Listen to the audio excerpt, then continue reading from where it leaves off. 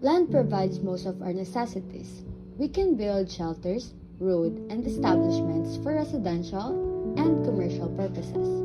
We could also grow crops, plant trees for agriculture, and of course our daily transportation to different destinations. I couldn't agree more, Kim. Though we may add as well that it gives us stability and a high level of sustainability in terms of our survival in our daily lives, considering that it is where we stand, it is where we are connected. That's right, Precious.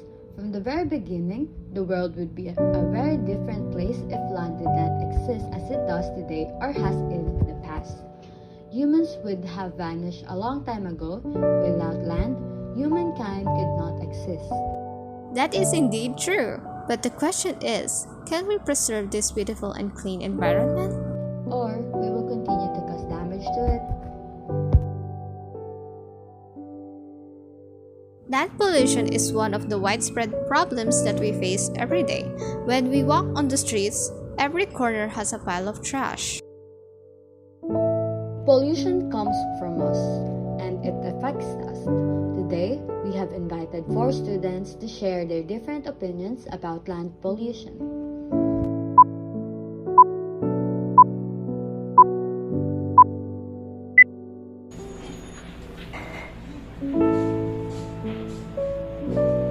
When you look around you, do you see any sign of pollution? Yes. Yes. Where do you see it? Right outside when I look through the window. Everywhere, truly. Only when I'm outside our house. Looking at the streets, it's very visible. What comes to your mind when you hear land pollution? Garbage everywhere. Pile of trash. It destroys our home. Garbage. Why is pollution such a big deal? Exactly. Because it destroys our planet. Pollution changes the way we live. Well, we are the ones causing the destruction, and it affects us too. It destroys our home. In your own opinion, what do you think is the biggest cause of land pollution? Garbage, of course, or deforestation. I'm sure the increase of urbanization greatly contributes to land pollution. How does land pollution affect our environment? Well, cutting down trees will soften the soil and cause landslides and erosion. Garbage will make it very difficult to grow crops on soil. Land pollution also decreases the resources we could get from the environment. And other than the environment, land pollution also prevents animals from reproducing because they had to move constantly from one forest to another because either their habitat was destroyed by wildfires or by deforestation. It obviously pollutes the soil, which leads to a huge loss of fertile land for agriculture or any use at all. When calamities such as typhoons hit the cities, huge flash floods are to be expected because piles of garbage block the water to flow properly in drainage. In your own opinion, who do you think will suffer the most from the damages of land pollution, us humans or Mother Nature? Well, it's a domino effect, you know? We cause pollution, pollution destroys Mother Nature, and we get a lot of our necessities from Mother Nature. So, technically, we're causing our own suffering. Us, of course. I mean, the damage is inflicted on our environment, right? So in the end, because we get our resources from our environment, we're the one who'll suffer. Funny, isn't it? We're the one who do the damages, and we're also the one who suffer. Yet, when we notice, many of us still ignore the fact that the earth is dying. That was very emotional. Yeah. As a citizen of the Philippines, how can we help solve land pollution? Geez, we already come to this point. But as a citizen, my humble suggestion is for everyone to try conserving energy and plan for the longer term projects. Most of the simple things that an individual can do is to lessen the use of plastic.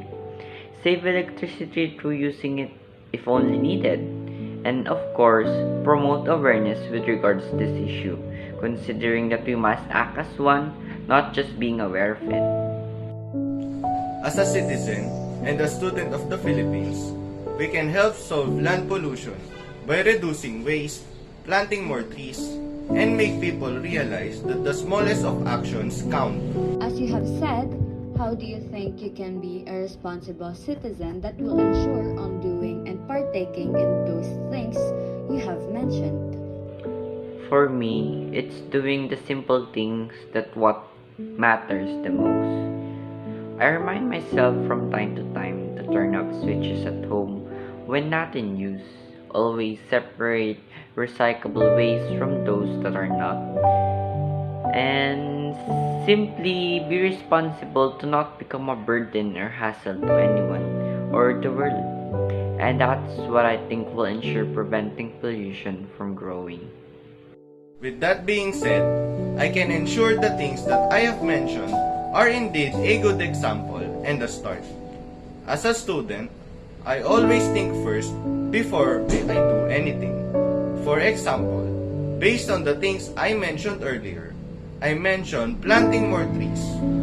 I may not have space to plant trees in my home, but there are online organizations such as Team Trees where we can donate money and the people in that organization will plant the trees. Another thing that I've mentioned is making people realize that the smallest of actions count.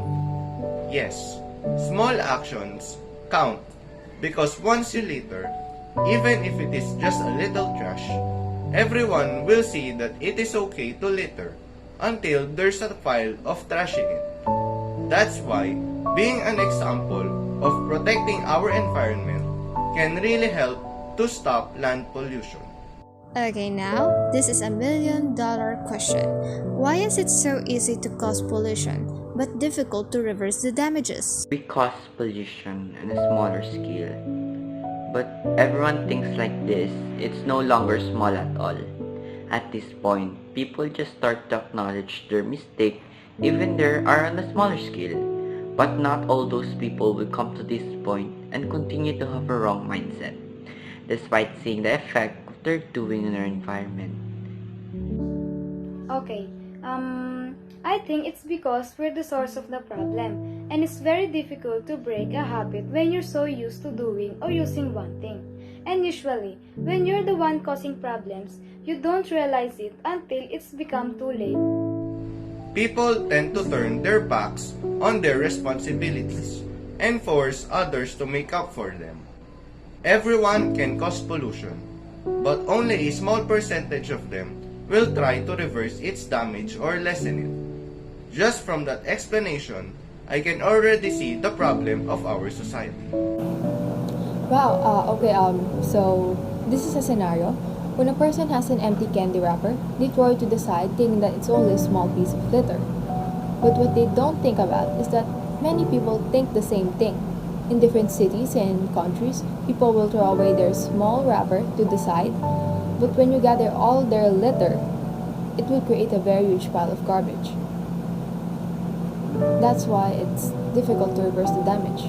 It's difficult to make people come together. Talk less, act more.